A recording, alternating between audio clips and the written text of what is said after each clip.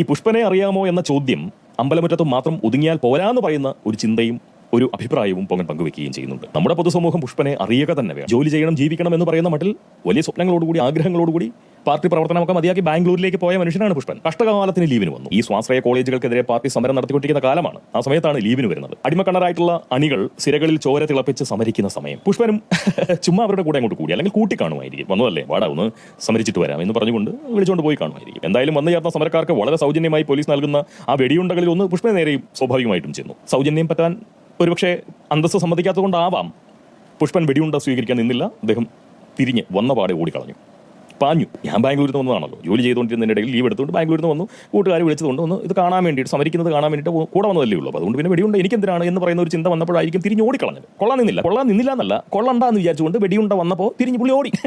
വെടിയുണ്ടോ വിടുന്നു, അല്ല വെടിയുണ്ട അങ്ങനെ വിടുമോ? തോക്കിൽ നിന്ന് തെറിച്ചാൽ പിന്നെ ലക്ഷ്യത്തിലെ തറയൂ, അവിടെ ചെന്ന് നിൽക്കൂ. അങ്ങനെ ഒരു ചെറിയ കുഴപ്പം ഈ ഉണ്ടകൾക്കുണ്ട്, വെടിയുണ്ടകൾക്കുണ്ട്. പുഷ്പന് വേണ്ടി പോലീസിന്റെ തോക്കിൽ നിന്ന് തെറിച്ച ഉണ്ട പുഷ്പന്റെ പിന്നാലെ തന്നെ കൂടി. പിന്നാലെ എന്ന് പറഞ്ഞു കഴിഞ്ഞാൽ അദ്ദേഹത്തിന്റെ നട്ടലിന്റെ കശേരുക്കൾക്കിടയിൽ വരെ, അവിടെ വരെ പോയുള്ളൂ, അത് കടന്നു പോയില്ല, കശേരുക്കൾ തന്നെ ഇരുന്നു. ആ നിമിഷം പുഷ്പൻ കഴുത്തറ്റം വരെ മരിച്ചു. വെടിയുണ്ട കൊണ്ട നിമിഷം പുഷ്പൻ കഴുത്തറ്റം വരെ മരിച്ചു. പുഷ്പന്റെ മുഖത്ത് മാത്രമേ പിന്നെ ജീവൻ ഉണ്ടായിരുന്നുള്ളൂ എന്നാണ് പറയുന്നത്. ശരീരം വല്ലപ്പോഴും അനക്കിയിട്ടുണ്ട്, ഇല്ലാന്ന് പറയാൻ പറ്റില്ല. ഈ കുട്ടികളെയും കൊണ്ട് ഇദ്ദേഹം ഒരുപാട് വർഷങ്ങളോളം ഇങ്ങനെ കിടന്നിരുന്നല്ലോ. അപ്പോൾ ആ സമയത്ത് പാർട്ടിക്കാർ ഇദ്ദേഹത്തെ അങ്ങനെ ജീവിക്കുന്ന രക്തസാക്ഷി എന്നൊക്കെയുള്ള വിശേഷണമെല്ലാം നൽകിക്കൊണ്ട് ഇദ്ദേഹത്തിനെ അങ്ങനെ വളർത്തിക്കൊണ്ടിരിക്കുകയാണല്ലോ, കിടക്കയിലിട്ട് വളർത്തുകയാണ്. അപ്പോൾ ആ സമയത്ത് സ്കൂളിൽ നിന്നൊക്കെ കുട്ടികളെ കൊണ്ടുവന്ന് കാണിക്കും ഈ മനുഷ്യനെ. അപ്പോൾ കുട്ടികൾ ഈ ദേശീയ ഗാനം പുഷ്പനെ അറിയാമോ, ഞങ്ങളുടെ പുഷ്പനെ അറിയാമോ എന്ന് ചോദിച്ച് പുഷ്പന്റെ മുന്നിൽ തന്നെ നിന്ന് പാടുകയാണ്.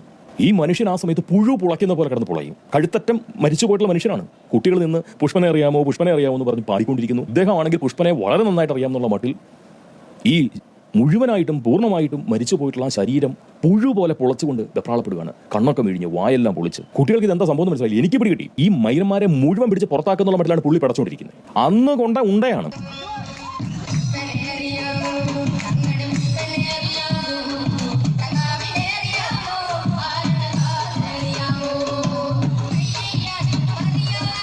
ആ ഉണ്ട കൊണ്ട വേദന മറക്കാൻ ഇവന്മാർ അനുവദിച്ചിട്ടില്ല. ആ മനുഷ്യന്റെ ശരീരത്തിൽ ഉണ്ട കൊണ്ട വേദന മറക്കാൻ ഇവന്മാർ അനുവദിച്ചിട്ടില്ല. പുഷ്പനെ അറിയാമോ എന്ന് ചോദിച്ച് ഇങ്ങനെ പാടിക്കൊണ്ട് നടക്കുകയാണ്.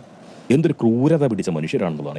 എത്ര വൃത്തികെട്ട ഒരു സമൂഹമാണ് ഈ കമ്മിക്കൂട്ടം എന്നുള്ളതാണ്. അങ്ങനെ കിടന്ന് പുളഞ്ഞ മനുഷ്യനെ പറ്റിയാണ് വെടിയുണ്ടകൾക്ക് തോൽപ്പിക്കാൻ കഴിയാതിരുന്ന ധീരനായിട്ടുള്ള പോരാളി എന്ന് കളിമാസ്റ്റർ കൂടിയായിട്ടുള്ള ദന്തസ്മിതനായിട്ടുള്ള ഗോവിന്ദൻ പറയുന്നത്.